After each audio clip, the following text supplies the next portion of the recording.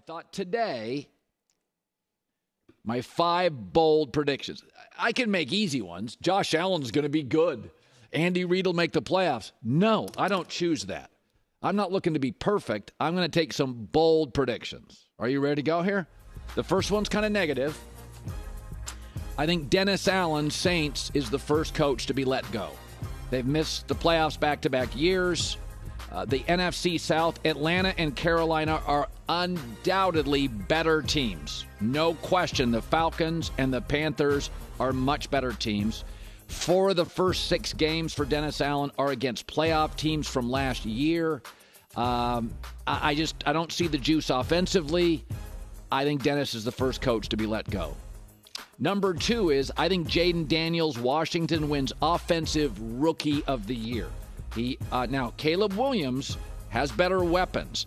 So Jaden's going to have to move. He's going to have to run. I think that's going to play well. He's going to feel like RG3 did first year in Washington, his legs. I don't think Caleb, with all those weapons, will have to move as much. His offensive coordinator, Cliff Kingsbury, has a reputation. He's very good with mobile quarterbacks, and he was pounding the tables for Jaden Daniels. I also think, this is my opinion, the division is not as good. So I think Jaden wins Offensive Rookie of the Year. Number 3 is I think the Rams may not win it, but I think they reach the NFC Championship. I don't know if they can beat Detroit. I don't know if they can beat Green Bay. Kyron Williams, Blake Corum, Puka Nacua, Cooper Kupp, Matt Stafford, Sean McVay. That's a big-time offense. And they have given their last 2-3 years, all their draft capital up front is defensive dudes. They've been a top 10 scoring offense 2 of the 3 years Stafford's been there. I really like this team. And no noise. No noise. San Francisco, nothing but noise. Kyler Murray, he'll be some noise. No noise, no expectations. I don't know. The hardest 2 games of the year to win are a conference championship and the Super Bowl. I'm not saying the Rams win the conference championship. I think they get there. Number 4, I think Jordan Love wins the MVP. First of all, the last 10 starts last year, he was the best quarterback in football. Yep. Also, I think there's voter fatigue with Lamar, Josh Allen, Aaron Rodgers, Mahomes winning MVP. We want a new story. Media likes stories. He's fresh. He's fun. Also, I think they're stacked offensively with an offensive coach. Josh Jacobs, Romeo Dobbs, Jaiden Reed, Luke Musgrave, Christian Watson. I think they have. And last year, their offense at the end of the year, it was like, whoa, what do we got here? Young quarterback, generationally aligned with all his young receivers and tight ends and o-linemen. I think this offense is magic this year. And finally, I think Dallas narrowly misses the playoffs. They have the quietest, least talented running back room, in my opinion, in the league. And Dak Prescott, when he has to throw over 40 times, is 8-18 in his career. And I think the NFC is better than it's been the last 2 to 3 years. So the NFC's tougher. He has no run game.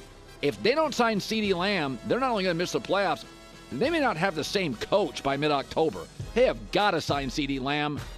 They were quiet in free agency. I don't see a ton of depth. So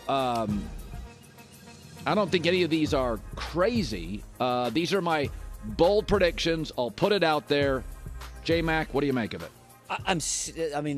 The Jordan Love MVP caught me totally flat-footed. So I decided, let me go look up the odds.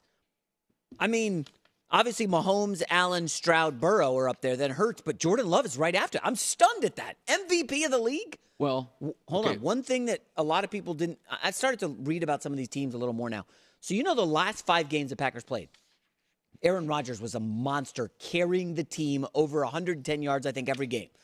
With him healthy and grinding out, it made Love's life easier. Jones is now gone. Do you trust the new backfield in Green Bay? I think that's a crazy. But he has way better odds than Trevor Lawrence, Aaron Rodgers, Dak Prescott, Tua. I don't think people realize how deep Green Bay's offensive weapons are. I'm not joking. Go look at Dallas's receiving core and look at Green Bay's. If you carried 8 receivers, it would be CeeDee Lamb and 7 Packers. I'm not joking when I say that. Come on, Brandon Cooks is good. Come on. You're not better than these guys. No way. These guys are all free. They're all he's not cheap. I'm telling you, Green Bay's receiving tight end core, they're not paying any of these guys for years. Yeah. They are stacked. And Josh Jacobs is an excellent running back. So you have Rams in the NFC Championship game, likely against who? The Packers? I think. What about the Lions, bro? Well, again, I don't know. I didn't make that prediction. Okay. I think Jordan Love. Remember, MVPs don't usually win the Super Bowl. I don't know if they have enough experience, Green Bay, to win the Super Bowl. But I think it's going to be a flex for Matt LaFleur and Jordan Love. I think they'll be the highest scoring team in the league. Now, again, the Packers, and I don't know why this is, the Packers always disappoint me defensively. I don't know why. They draft first-round defensive players. But I always feel like the Packers squeeze every ounce of juice out of their offense and always leave me wanting more with their defense. I don't have an answer for it. They obviously draft and develop very well.